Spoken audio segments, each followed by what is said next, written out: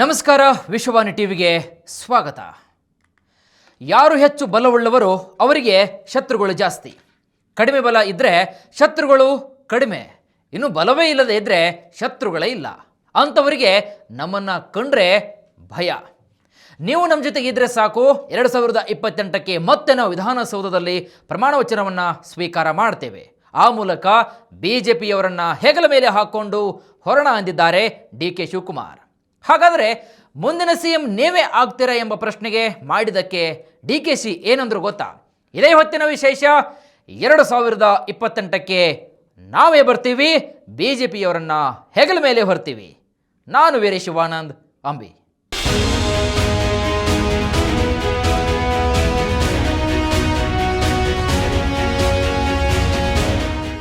ವೀಕ್ಷಕರೇ, ಅದ್ಯಾಕೋ ಏನೋ ಗೊತ್ತಿಲ್ಲ, ಎದುರು ಪಾಲಿಟಿಕ್ಸು, ಬಿದ್ರು ಪಾಲಿಟಿಕ್ಸು, ಕುಂತ್ರು ನಿಂತರು ಪಾಲಿಟಿಕ್ಸು, ಪ್ರೆಸ್ ಮೀಟಿಂಗು, ಸಭೆ ಸಮಾರಂಭಗಳು, ಸಮಾವೇಶಗಳು, ಏಟಿಗೆ ಎದುರೇಟು, ಹೀಗೆ ಸದಾ ತಮ್ಮ ರಾಜಕೀಯ ಜಂಜಾಟದಲ್ಲಿರ್ತಕ್ಕಂತಹ ಡಿ.ಕೆ. ಶಿವಕುಮಾರ್ ಅವರು ಇದು ಬೆಳ್ಳಂಬೆಳಗ್ಗೆನೆ ಸೈಕಲ್ ಹಾಕೊಂಡು ವಿಧಾನಸೌಧದ ಕಡೆಗೆ ರೌಂಡ್ಸನ್ನು ಹಾಕಲಿಕ್ಕೆ ಶುರು ಮಾಡಿದರು. ಸುಮಾರು ಹೊತ್ತು ಸೈಕಲ್ ಮೇಲೆ ವಿಧಾನಸೌಧದ ಆವರಣದಲ್ಲಿ ರೌಂಡ್ಸನ್ನು ಹೊಡೆದು ಫುಲ್ ಜಾಲಿಯಲ್ಲಿದ್ದರು. ಜೊತೆಗೆ ತಮ್ಮ ಸ್ನೇಹಿತರೊಂದಿಗೆ ಕೂಡ ಫುಲ್ ಚಿಲ್ ಮೂಡ್ನಲ್ಲಿ ಕೂಡ ಇದ್ದರು. ಇನ್ನು ಇದರ ನಡುವೆ ಡಿ.ಕೆ. ಶಿವಕುಮಾರ್ ಅವರು ಸೈಕಲ್ ಸ್ಟ್ಯಾಂಡ್ ಮಾಡುವಾಗ ಬ್ಯಾಲೆನ್ಸ್ ತಪ್ಪಿ ವಿಧಾನಸೌಧದ ಮೆಟ್ಟಿಲುಗಳ ಮೇಲೆ ಹಗುರವಾಗಿ ಬಿದ್ದುದು ಕೂಡ ಘಟನೆ ನಡೆದು ಹೋಯಿತು. ಇನ್ನು ಇದನ್ನೇ ತಮಾಷೆಯಾಗಿ ತೆಗೆದುಕೊಂಡಂತಹ ಡಿ.ಕೆ. ಶಿವಕುಮಾರ್ ಅವರು ಮಾಧ್ಯಮಗಳಿಗೆ ದಯವಿಟ್ಟು ಇದನ್ನೆಲ್ಲ ಹಾಕಬೇಡ್ರಪ್ಪ ಅಂತ ನಗುತ್ತಲೇ ಮಾತನಾಡಿದ್ದಾರೆ. ವೀಕ್ಷಕರೇ, ಇದು ಇಲ್ಲಿಯವರೆಗೆ ನಡೆದಿರತಕ್ಕಂತಹ ಇದು ಎಲ್ಲ ಡಿ.ಕೆ. ಶಿವಕುಮಾರ್ ಅವರ ತಮಾಷೆಯ ಮಾತುಗಳು. ಆದರೆ ಈಗ ಮುಖ್ಯವಾದಂತಹ ವಿಷಯ ಅಥವಾ ಮುಖ್ಯವಾದಂತಹ ಒಂದು ಚರ್ಚೆಗೆ ಬರ್ತೀನಿ.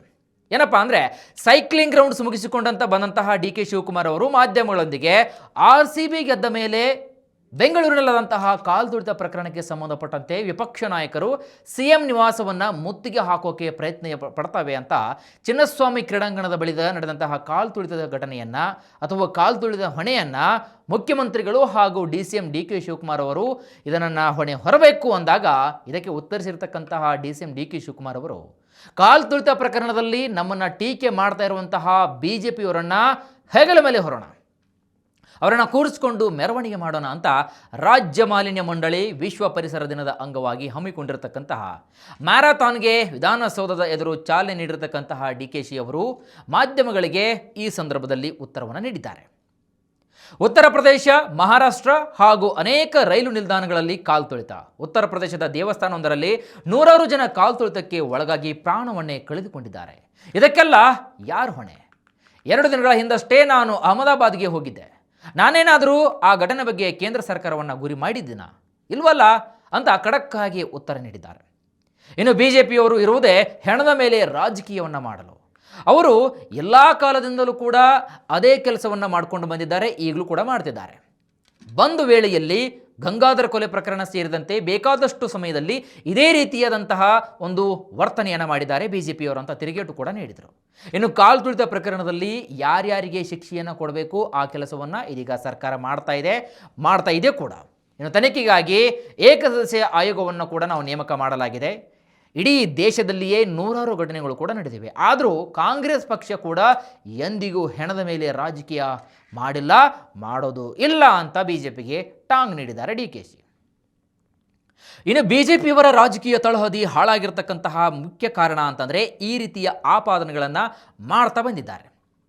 ತಮ್ಮ ಅಸ್ತಿತ್ವ ಇನ್ನೂ ಕೂಡ ಇದೆ ಅಂತ ತೋರಿಸಿಕೊಳ್ಳಲು ಆವಾಗವಾಗ ಈ ರೀತಿಯಾದಂತಹ ಒಂದು ಸರ್ಕಸನ್ನು ಮಾಡ್ತಾ ಬಂದಿದ್ದಾರೆ ಬಿಜೆಪಿಯವರು. ಜನಸಾಮಾನ್ಯರು ಅವರ ಜೊತೆ ಇಲ್ಲ ಅಂತ ಇದೀಗ ಲೇವಡಿ ಮಾಡಿದ್ದಾರೆ ಡಿ.ಕೆ.ಶಿ. ಇನ್ನು ಮುಂದುವರಿದು ಬಿಜೆಪಿ ಕೇವಲ ಡಿ.ಕೆ. ಶಿವಕುಮಾರ್ ಅವರನ್ನು ಮಾತ್ರ ಗುರಿ ಮಾಡ್ತಾ ಇದೆಯೇ ಅಂತ ಪ್ರಶ್ನೆ ಮಾಡಿದಾಗ ಡಿ.ಕೆ.ಶಿ ಹೇಗೆ ಉತ್ತರ ನೀಡಿದ್ದಾರೆ ಗೊತ್ತಾ? ಯಾರು ಹೆಚ್ಚು ಬಲವುಳ್ಳವರು ಅಂಥವರಿಗೆ ಮಾತ್ರ ಶತ್ರುಗಳು ಜಾಸ್ತಿ. ಕಡಿಮೆ ಬಲ ಇದ್ದರೆ ಕಡಿಮೆ ಶತ್ರುಗಳು.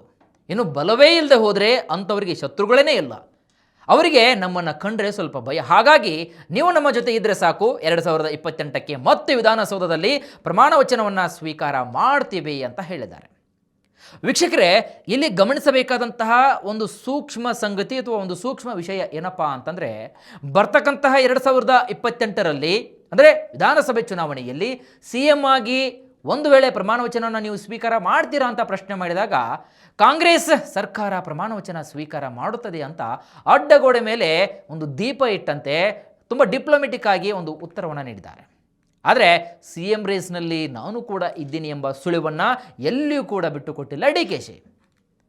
ಇನ್ನು ಮುಂದುವರೆದು ಮಾತನಾಡಿರತಕ್ಕಂತಹ ಡಿ ಕೆ ಶಿ ಅವರು ಕಾಂಗ್ರೆಸ್ ಅಧಿಕಾರಕ್ಕೆ ಬಂದಾಗೆಲ್ಲ ಬಡವರ ಬದುಕಿಗಾಗಿ ಕಾರ್ಯಕ್ರಮಗಳನ್ನು ರೂಪಿಸಿಕೊಂಡು ಬಂದಿದೆ.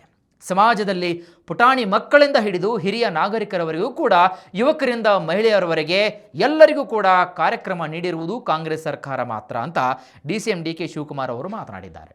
ಇನ್ನು ದಾವಣಗೆರೆ ಜಿಲ್ಲಾ ವ್ಯಾಪ್ತಿಯ ಒಂದು ವಿವಿಧ ಅಭಿವೃದ್ಧಿ ಕಾರ್ಯಕ್ರಮಗಳ ಶಂಕುಸ್ಥಾಪನೆ ಉದ್ಘಾಟನೆ ಕಾರ್ಯಕ್ರಮದಲ್ಲಿ ಮಾತನಾಡಿರತಕ್ಕಂತಹ DCM ಡಿ ಕೆ ಶಿ ಅವರು ಭೂ ಗ್ಯಾರಂಟಿ ಯೋಜನೆ ಮೂಲಕ ಹಟ್ಟಿ ತಾಂಡಗಳ ಸಾವಿರಾರು ಜನರಿಗೆ ಭೂಮಿಯ ಹಕ್ಕುಪತ್ರವನ್ನು ವಿತರಣೆ ಮಾಡಿದ್ದೇವೆ. ಈ ಹಿಂದೆ ಬೇರೆ ಯಾವುದೇ ಸರ್ಕಾರ ಇಂತಹ ಕಾರ್ಯಕ್ರಮವನ್ನು ಮಾಡಿರಲಿಲ್ಲ. ಕಾಂಗ್ರೆಸ್ ಸರ್ಕಾರ ಅಧಿಕಾರಕ್ಕೆ ಬಂದಾಗಲೆಲ್ಲ ಬಡವರ ಬದುಕಿಗಾಗಿ, ಬಡವರ ಹೊಟ್ಟೆ ತುಂಬಿಸಲು ಕಾರ್ಯಕ್ರಮವನ್ನು ರೂಪಿಸ್ತಾ ನಾವು ಬಂದಿದ್ದೇವೆ. ಬಿಜೆಪಿಯವರು ಅಧಿಕಾರ ನಡೆಸಿದ್ದಾರೆ, ಆದರೆ ಅವರು ಭಾವನೆ ಮೇಲೆ ರಾಜಕಾರಣವನ್ನು ಮಾಡ್ತಾ ಬಂದಿದ್ದಾರೆ. ನಾವು ಜನರ ಬದುಕನ್ನು ಕಟ್ಟಲು ರಾಜಕೀಯನ ಮಾಡ್ತಾ ಇದ್ದೇವೆ. ನಮ್ಮ ಸರ್ಕಾರ ಕೊಟ್ಟಿರ್ತಕ್ಕಂತಹ ಕೊಡುಗೆಗಳಿಗೆ ನಿಮ್ಮ ಕಣ್ಣುಗಳೇ ಸಾಕ್ಷಿ ಅಂತ ಸ್ಪಷ್ಟವಾಗಿ ಹೇಳಿದ್ದಾರೆ ಡಿ ಕೆ ಶಿ. ನಿಮಗೆ ಗೊತ್ತಾ, ಒಂದು ದೀಪ ಯಾವತ್ತೂ ಕೂಡ ಮಾತನಾಡೋದಿಲ್ಲ, ಅದರ ಬೆಳಕು ಅದರ ಪರಿಚಯವನ್ನು ಮಾಡಿಕೊಡುತ್ತೆ. ನಮಗೆ 140 ಶಾಸಕರನ್ನು ನೀಡಿ ನಮಗೆ ಅಧಿಕಾರವನ್ನು ಕೊಟ್ಟಿದ್ದೀರಿ. ಹಾಗಾಗಿ ನಮ್ಮ ಒಂದು ಸರ್ಕಾರಕ್ಕೆ ಅಥವಾ ನಮ್ಮ ಸರ್ಕಾರ ನುಡಿದಂತೆ ನಡೆದು 5 ಗ್ಯಾರಂಟಿ ಯೋಜನೆಗಳನ್ನು ಜಾರಿಗೆ ತಂದು ಇದೀಗ ಸಮಾಜದ ಎಲ್ಲ ವರ್ಗಕ್ಕೆ ಸೇವೆ ಮಾಡಿ ನಿಮ್ಮ ಋಣವನ್ನು ತೀರಿಸ್ತಾ ಇದ್ದೇವೆ, ತೀರಿಸುವಂಥ ಒಂದು ಪ್ರಯತ್ನವನ್ನು ಮಾಡ್ತಾ ಇದ್ದೇವೆ. ನಮ್ಮ ಸರ್ಕಾರ ಅಧಿಕಾರಕ್ಕೆ ಬಂದ ಮೊದಲನೇ ದಿನವೇ 5 ಗ್ಯಾರಂಟಿ ಯೋಜನೆಗಳ ಜಾರಿಗೆ ಅನುಮೋದನೆ ನೀಡಿ ನಿಮ್ಮ ಋಣವನ್ನು ತೀರಿಸುವಂತಹ ಭಾಗ್ಯ ಸಿಕ್ಕಿದ್ದು ನಮ್ಮ ಪೂರ್ವಜನ್ಮದ ಪುಣ್ಯ. ನಿಮ್ಮ ಆಶೀರ್ವಾದ ಸದಾ ನಮ್ಮ ನಾಯಕರ ಮೇಲೆ ಇರಬೇಕು. ಇನ್ನು 2028ರಲ್ಲಿ ಇನ್ನಷ್ಟು ಬಲಿಷ್ಠ ಸರ್ಕಾರವನ್ನು ತರಲು ಸಹಾಯವನ್ನು ನೀವು ಮಾಡಬೇಕು. ಇನ್ನು ಈ ಸರ್ಕಾರ ನಿಮ್ಮ ಸರ್ಕಾರ, ಇದನ್ನು ಉಳಿಸುವುದು ಬೆಳೆಸುವುದು ನಿಮ್ಮ ಕೈಯಲ್ಲಿದೆ, ಇದು ನಿಮ್ಮ ಕೆಲಸ. ನಮ್ಮ ಸರ್ಕಾರ ಯಾವುದೇ ಅಡೆತಡೆಗಳಿಗೆ ಜಗ್ಗಲಿಲ್ಲ, ಬಗ್ಗಲಿಲ್ಲ. ಇನ್ನು ಬಡವರಿಗೆ ಸಹಾಯ ಮಾಡಲೇಬೇಕಂತಕ್ಕಂತಹ ಒಂದು ಹಠ ನಮ್ಮ ಕಾಂಗ್ರೆಸ್ ಸರ್ಕಾರದ ಪ್ರಮುಖ ಗುರಿಯಾಗಿದೆ. ನಿಮಗೆ ಮತ್ತೊಂದು ಮಾತು ಹೇಳ್ತೀನಿ ಅಂತ ಹೇಳಿದರೆ ಡಿ ಕೆ ಶಿ ಅವರು ಏನದು ಗೊತ್ತಾ, ಸಾಧನೆ ಇಲ್ಲದೆ ಸತ್ರೆ ಸಾವಿಗೆ ಅವಮಾನ, ಆದರ್ಶ ಇಲ್ಲದೆ ಬದುಕಿದರೆ ಬದುಕಿಗೆ ಅವಮಾನ. ನಮ್ಮ ಸರ್ಕಾರ ಪ್ರತಿ ಇಲಾಖೆಯಲ್ಲಿ ಜನಪರ ಕೆಲಸವನ್ನು ಮಾಡ್ತಾ ಬಂದಿದೆ.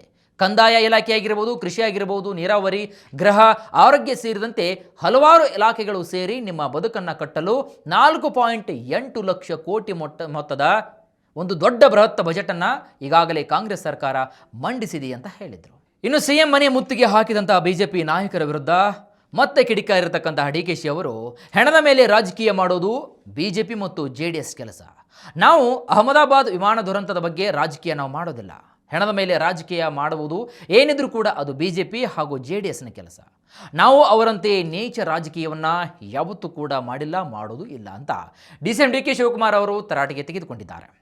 ಅಹಮದಾಬಾದ್ ವಿಮಾನದ ಅಪಘಾತದಂತಹ ದುರಂತ ದೇಶದಲ್ಲಿ ಮಾತ್ರವಲ್ಲ, ಪ್ರಪಂಚದಲ್ಲಿಯೂ ಕೂಡ ಎಲ್ಲಿಯೂ ಕೂಡ ನಡೆಯಬಾರದಂತಹ ಒಂದು ದುರ್ಘಟನೆ. ಈ ದುರಂತದಲ್ಲಿ ಅನೇಕರು ಕೂಡ ಸುಟ್ಟು ಹೋಗಿದ್ದಾರೆ. ಇನ್ನು ಆ ದುರಂತದ ಸ್ಥಳ ನೋಡಿದರೆ ಎಂತಹ ಒಂದು ಪಶ್ಚಾತ್ತಾಪ ಕೂಡ, ಎಂಥವರು ಕೂಡ ಮನಸ್ಸು ಕರಗಿ ಹೋಗುತ್ತೆ. ಅಕಸ್ಮಾತ್ 500 ಮೀಟರ್ ಮುಂದಕ್ಕೆ ಹೋಗಿ ಏನಾದರೂ ವಿಮಾನ ಅಪ್ಪಳಿಸಿದ್ರೂ ಕೂಡ ಸಾವಿರಾರು ಮಂದಿಯ ಜೀವಹಾನಿಯಾಗ್ತಿತ್ತು. ಈಗ ವೈದ್ಯಕೀಯ ಹಾಸ್ಟೆಲ್ ವಿದ್ಯಾರ್ಥಿಗಳು ಗಾಯಗೊಂಡು ಆಸ್ಪತ್ರೆಯಲ್ಲಿ ಚಿಕಿತ್ಸೆಯನ್ನು ಪಡಿತಾ ಇದ್ದಾರೆ. AICC ಅಧ್ಯಕ್ಷ ಮಲ್ಲಿಕಾರ್ಜುನ್ ಖರ್ಗೆ ಅವರ ನೇತೃತ್ವದಲ್ಲಿ ನಾವು ಕೆಲವರನ್ನು ಭೇಟಿ ಮಾಡಿ ಮಾತನಾಡಿದ್ದೇವೆ.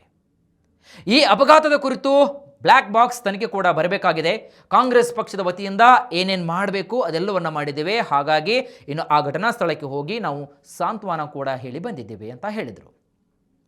ಇನ್ನು ಬಿಜೆಪಿ ಹಾಗೂ JDSನವರಿಗೆ ಹೆಣದ ಮೇಲೆ ರಾಜಕೀಯ ಮಾಡುವುದೇ ಒಂದು ದೊಡ್ಡ ಕೆಲಸ. ನಾವು ಹಳೆಯ ಪ್ರಕರಣ ಹಾಗೂ ಈ ಪ್ರಕರಣಗಳನ್ನು ಮುಂದಿಟ್ಟುಕೊಂಡು ಟೀಕೆ ಮಾಡಬಹುದು, ಆದರೆ ನಾವು ಅವರಂತಹ ಒಂದು ಕೀಳು ಮಟ್ಟಕ್ಕೆ ಇಳಿಯುವುದಿಲ್ಲ. ಈ ವಿಚಾರದಲ್ಲಿ ಅನೇಕ ತಾಂತ್ರಿಕ ಅಂಶಗಳಿವೆ. ನಾನು ಅವುಗಳ ತಜ್ಞನಲ್ಲ. ಈ ಎಲ್ಲ ವಿಚಾರವಾಗಿ ಚರ್ಚೆ ಆಗ್ತಾ ಇದೆ, ಆದರೆ ಈ ವಿಚಾರವನ್ನು ರಾಜಕೀಯಗೊಳಿಸುವಂತಹ ವ್ಯಕ್ತಿ ನಾನು ಅಲ್ವೇ ಅಲ್ಲ. ಈ ಸಮಯದಲ್ಲಿ ಕೇಂದ್ರ ಸಚಿವರ ಬಗ್ಗೆ ನಾನು ಯಾವುದೇ ಕಾರಣಕ್ಕೂ ಟೀಕೆ ಮಾಡುವುದಿಲ್ಲ ಅಂತ DKC ಹೇಳಿದ್ದಾರೆ. ಇದು ದೇಶದ ಗಂಭೀರ ವಿಚಾರ ಅಂತ ತಿಳಿಸಿದ್ದು. ಇನ್ನು ರಾಜ್ಯ ಸರ್ಕಾರ ವಸೂಲಿ ಮಾಡ್ತಾ ಇರತಕ್ಕಂತಹ ತೆರಿಗೆ ನೋಡಿದರೆ, ನನ್ನ ಸರ್ಕಾರ ಇದ್ದಿದ್ರೆ ಗೃಹಲಕ್ಷ್ಮಿಗೆ ನಾನು 5,000 ರೂಪಾಯಿಯನ್ನು ಕೊಡ್ತಿದ್ದೆ ಎಂಬ ಕುಮಾರಸ್ವಾಮಿ ಅವರ ಹೇಳಿಕೆಗೆ ಉತ್ತರಿಸಿರ್ತಕ್ಕಂತಹ DKC ಅವರು ಬಹಳ ಸಂತೋಷ, ಕುಮಾರಣ್ಣ ಚೆನ್ನಾಗಿ ಇರಲಿ, ಆರೋಗ್ಯಕರವಾಗಿರಲಿ ಅಂತ ಹೇಳಿ ಹೊರಟು ಹೋಗಿದ್ದಾರೆ. ಅದೇನೇ ಇರಲಿ ವೀಕ್ಷಕರೇ, ಬರ್ತಕ್ಕಂತಹ 2028ರಲ್ಲಿ ಕಾಂಗ್ರೆಸ್ ಇದೀಗ ಮತ್ತೆ ಅಧಿಕಾರಕ್ಕೆ ಬರುತ್ತೆ. ಪ್ರಮಾಣ ವಚನವನ್ನು ಸ್ವೀಕರಿಸಿ ಬಿಜೆಪಿಯವರನ್ನ ಹೆಗಲ ಮೇಲೆ ಹೊರ್ತೀನಿ ಅಂತ ಹೇಳಿದ್ದು, ಆ ಮೂಲಕ ಮುಂದಿನ ಸಿಎಂ ನಾನೇ ಎಂಬ ಹಿಂಟನ್ನು ಕೊಟ್ಟಿದ್ದಾರೆ ಅಂತ ಹೇಳಲಾಗ್ತಾ ಇದ್ದು, ಇದಕ್ಕೆ ಕಾಂಗ್ರೆಸ್ ಹೈಕಮಾಂಡ್ ಮುಂದಿನ ದಿನಗಳಲ್ಲಿ ಅದ್ಯಾವ ರೀತಿಯಾಗಿ ಪ್ರತಿಕ್ರಿಯೆಯನ್ನು ಕೊಡುತ್ತೆ ಕಾದಷ್ಟೇ ನೋಡಬೇಕಾಗತ್ತೆ. ಎಸೆದಾಗತ್ತೆ ಇವತ್ತಿನ ವಿಶೇಷ. ಮತ್ತಷ್ಟು ವೈವಿಧ್ಯಮ ಸುದ್ದಿಗಳಿಗಾಗಿ ನೋಡ್ತಾ ಇರಿ ವಿಶ್ವವಾಣಿ ಟಿವಿ.